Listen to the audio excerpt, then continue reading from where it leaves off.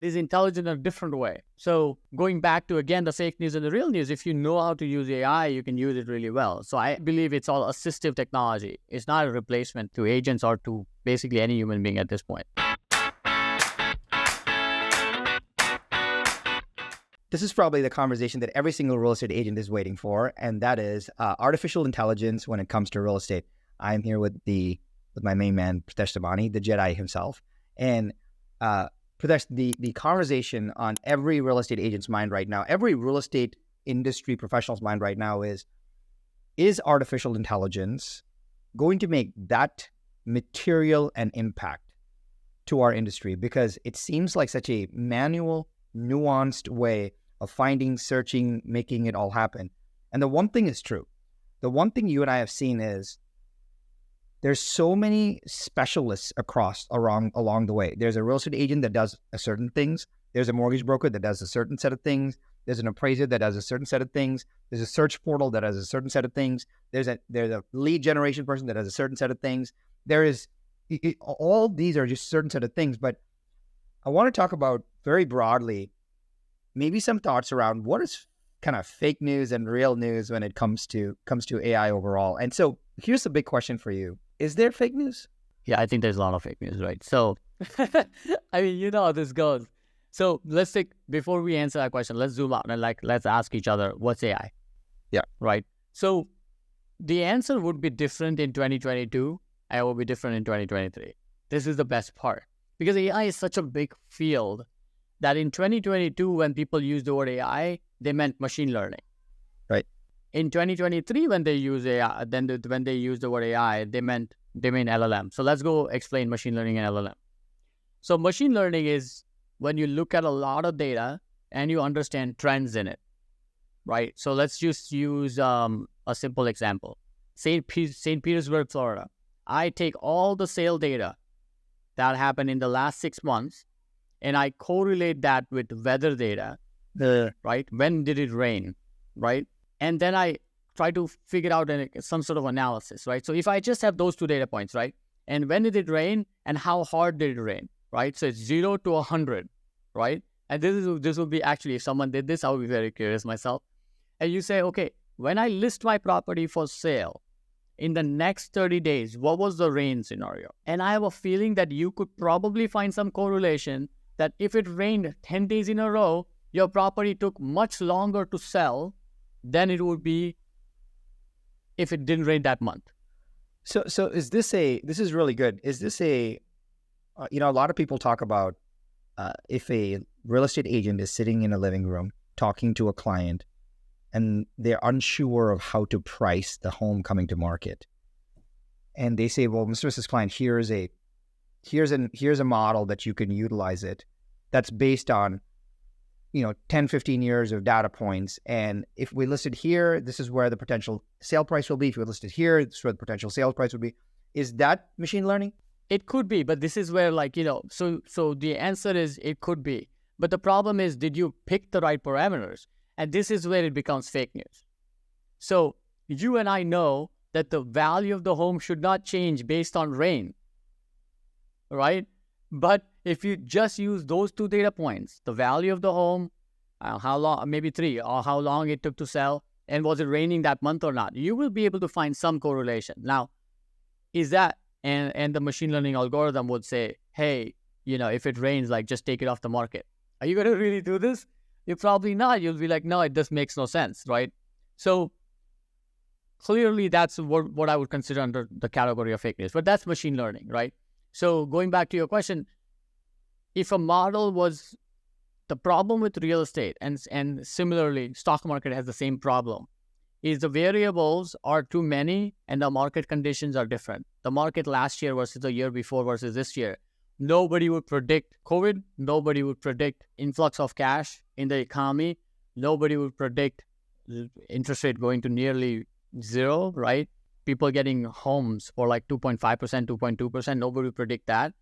And even right now, we're trying to predict what's going to happen next year. It's 7.5% right now, in November 2023. What happens November 2024? People are like, okay, it's going to be 5%, 5.5%. Hopefully. But no, it's again a prediction. So how do you know when to list your home? So there are variables that don't exist and the variables that are out of our control, so machines can be trained on it. So machine learning is good for some things, it's not good for most things. So that's machine learning. And then 2023 came in, and which is called large language models. A different name for it will be ChatGPT. And the simplest way to explain ChatGPT, when I explain it to my daughter who's 7, is what is the most likely word to follow this word? It's almost likely that it's the. Yeah. Right? So all that is that, literally. So what does that mean? You take all of Wikipedia, you train a machine, and you say, tokenize these things so it reads every word, and it just literally memorizes the sequences and memorizes the number of times it saw the same sequence. And then it will say, you give it a context. So it will, you say, I'm looking at a greenhouse or something. And now it will put that at the beginning. I'm looking at the greenhouse. And then you say, tell me what kind of roof should I have? And it will start talking about it, but it remembers I'm looking at a greenhouse. And then from all its memory, every word that comes in, it looks at all the previous words and then figures out the most likely word to come in. And it makes sense because it's been trained on so much data, right? So it sounds like someone intelligent is speaking to you, but it could literally make things up because it doesn't actually truly understand what it's making up, right? It just says things. So it works really well for a listing presentation. It works really well for marketing presentations, press releases, emails. But try asking 2 plus 2. Or try asking like 24 times 58. It's a very good chance it's going to get it wrong. Very good chance. Again, like, is it intelligent? It's like, it can't do basic multiplication. How can it be intelligent? But it's intelligent in a different way. So going back to, again, the fake news and the real news, if you know how to use AI, you can use it really well. So I believe it's all assistive technology. It's not a replacement to agents or to basically any human being at this point. Yeah. So what makes it, so we're talking about this fake news stuff. And one of the things that we're seeing is in so many different pieces of software, everything from a Canva to Notion to, Gmail to wherever, whatever piece of software that we use, now there's this little badge that says AI available. Question for you on how much of that is, hey, I, the tool maker, feel like I have to do this to stay competitive, and how much of this is like actually utilizable for the user? Let's take some examples. So you just made me remember this word generative AI, right? Like, so, which is another word for LLM. Like, it's generating things, but when it generates words, it becomes large language models. But like when it generates images, it's like generative AI, right? And if it generates videos, which is nothing but a sequence of images, right? It's just thousands of images put together becomes a video, right? So in some cases, it makes sense. Can you create a layout for me, a floor plan, or even can you create a fake furniture in can you stage my home? And it generates these things. It's pretty incredible. It would cost you anywhere from $1,000 to $2,000 to stage a home. It now costs you $1 to stage a home, and it does a pretty good job, right? So that's assistive technology. You should be using this, right? So no brainer. However, then there's generating images where you say, like, put a teddy bear on a tree. I mean, it's fun, but when are you going to use it? I've seen Instagram after Instagram about like someone standing on a football field, and then they say, put a castle here. And then they say, put a lake on top. Then they say, put a rainbow on top. Okay, great. This is really amazing technology. But what is the practical use of that technology? Yeah. Right. So that again, like, this is where it, like, it's all futuristic, and some of it will become useful, but not all of it. The question, I think that is on a lot of people's minds is, should I bother learning and investing time right now on these tools? Or should I just wait till they get to a point of product maturity where I know that I can very easily take this thing to do this job? Product maturity in technology is just like such a hard thing to achieve. It's like, I think most products are never mature, right? So, I mean, look at Microsoft Windows is a great example.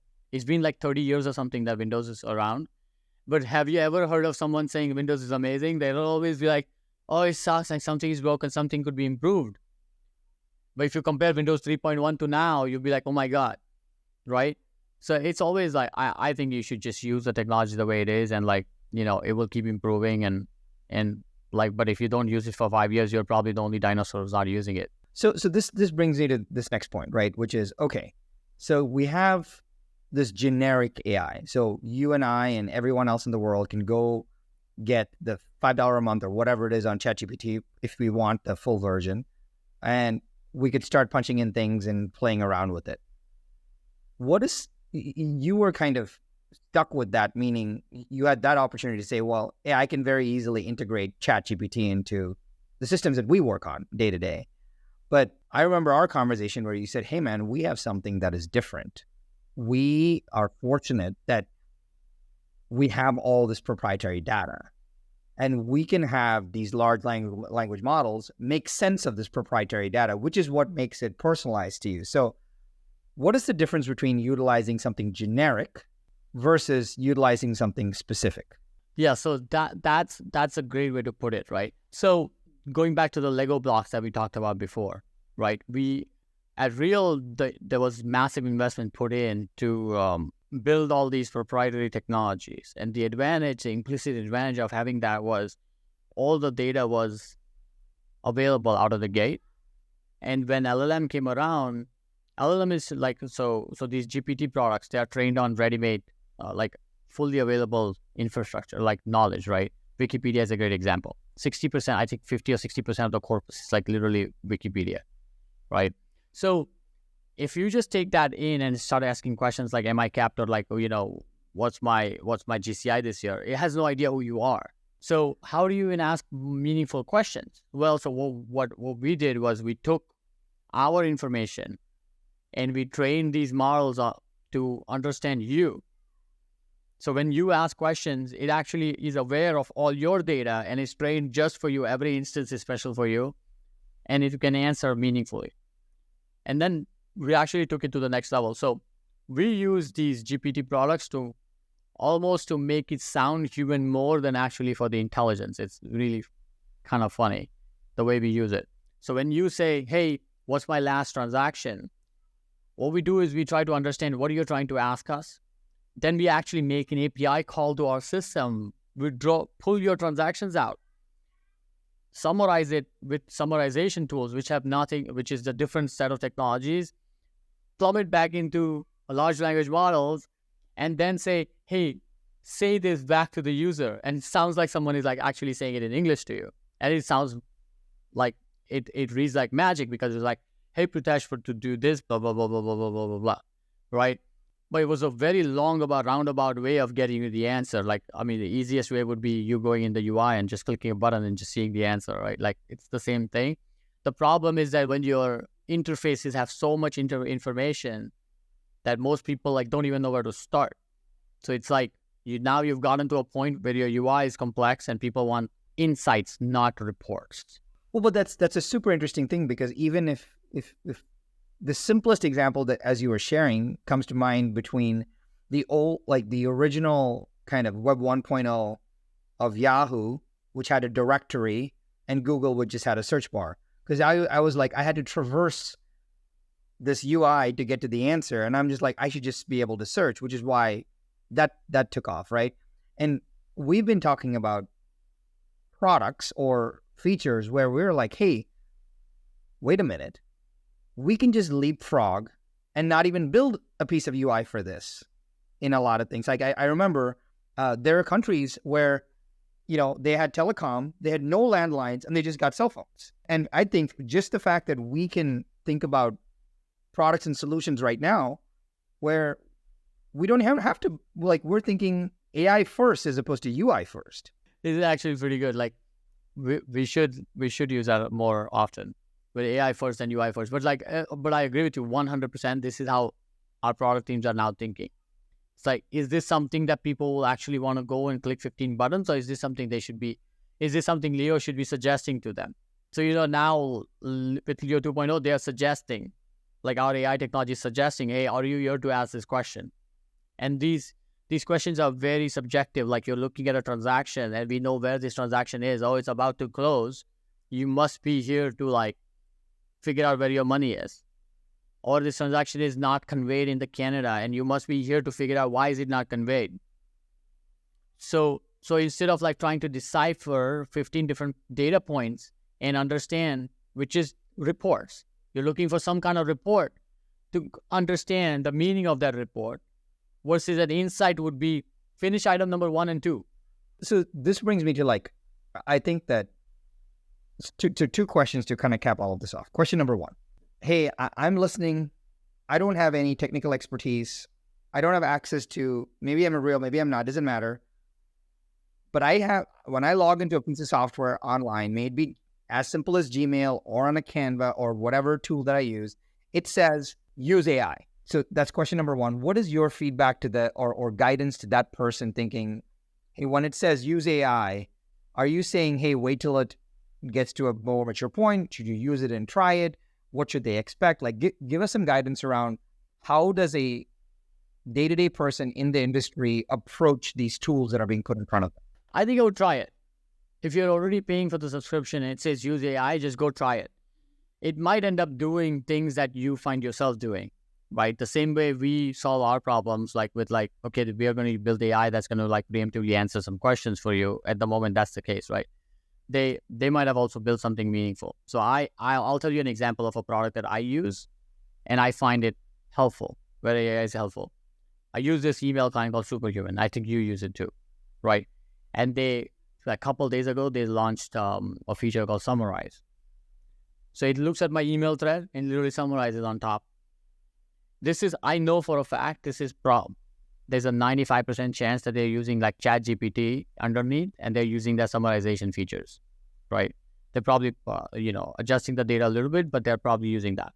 So again, however, I'm not going to copy paste my 15 emails into ChatGPT to get a summarization. So this is like a good use of AI. This is a good productization of AI, right? Like a meaningful way that something is meaningful. We have a meeting tool that summarizes our meetings for us, and it's getting really good at it.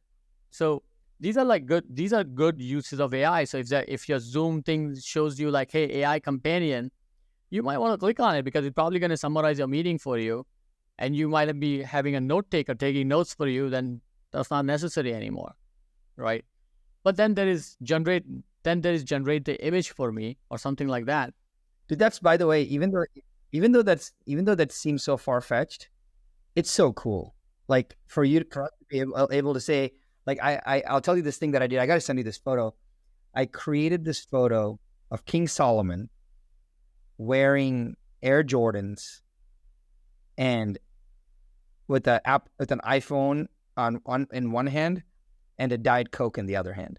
There's no way King Solomon wore Air Jordans, had an iPhone on one hand and Diet Coke in the other hand. And if you looked at it, you're like, something looks off, but it looks super cool. But the reason I did that was I wanted to use that in one of my presentations. I wanted to show how do you combine old world human psychology with modern world tools. And I had no way of showing that. So I said, okay, how do I show an image that clicks into people's minds of, hey, human psychology has not changed for a while, but you still need to use modern tools. And it was just a way for me to like show that. But after the presentation, Pritesh, 9 out of 10 people that I talk to, after a presentation, whenever I talk to people, I always ask them this one question. Hey, what is one slide that you remember? I don't ask them what you liked. I don't ask them what you took away. I just ask them what is one slide that you remember, because I want to know visually, because without judgment, they answer the question. And 9 out of 10 people say, man, the King Solomon slide like really stuck with me, which is super interesting because it is a great pattern interrupt, right? So here's the holy grail question, not only for us at Real, but for a lot of these AI tools. And this is probably how we cap it off, which is, how do we get more comfort for our users, our agents, our friends, our family that are using the tool? How do we get them to click the button and use the AI features more? I think there's a lot of misconception around, hey, is AI replacing me? I really don't think anybody should be worried about this anytime soon. Like, I think we're like 20 to 30 years away from anything like reasonably like amazing that's happening in AI. It will evolve, but like nothing is getting replaced anytime soon. It's too hard. It's really just too hard. I think they've made a good leap, but if you go back to the beginning of like our talk, right? What is large language model? Just guessing the next word, not guessing, but probabilistically guessing your next word.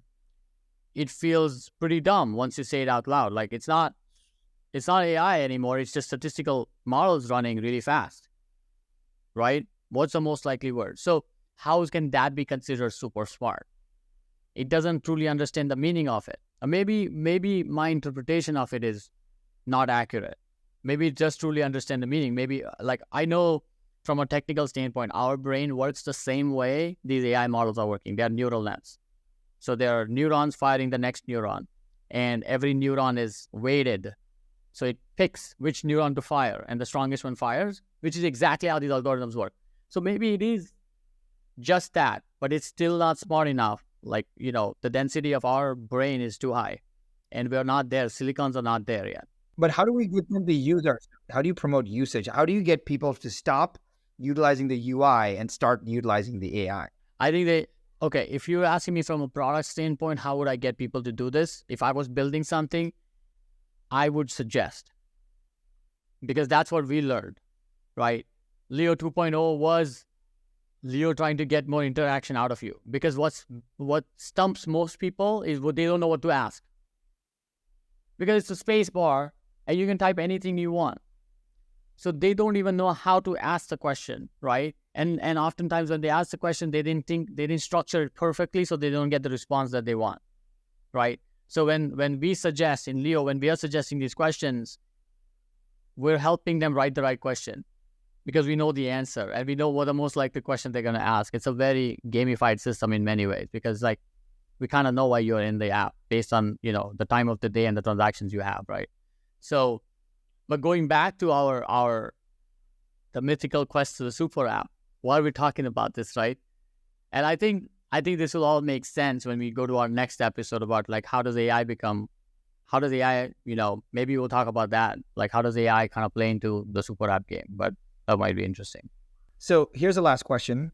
Do you think that we're talking about, when you're given a search bar and you don't know what to type into it, Google did a good job of it. They figured that out too, and they started doing this kind of autocomplete, auto-suggest.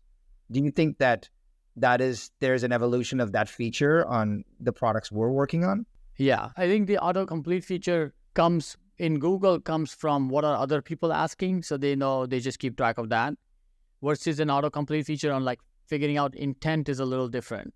But we are working on an iteration of that, which is where we are suggesting these questions, right? I can see like a marriage. We got to think about it a little bit, but I think I can see a marriage where it's both. Yeah.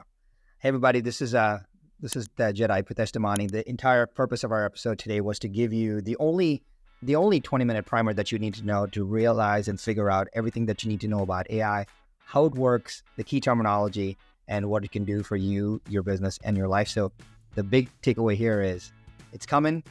It's not going to replace you, but you should probably start playing with it because maybe it can help you.